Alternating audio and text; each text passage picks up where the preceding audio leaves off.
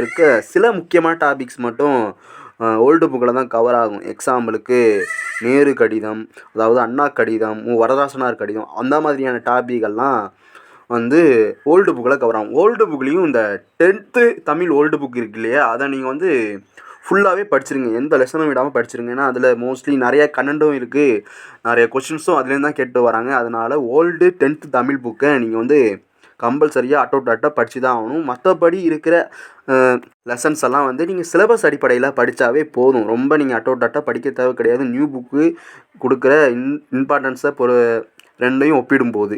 அதனால் ஓல்டு புக்கை வந்து நீங்கள் சிலபஸ் அடிப்படையில் படிங்க.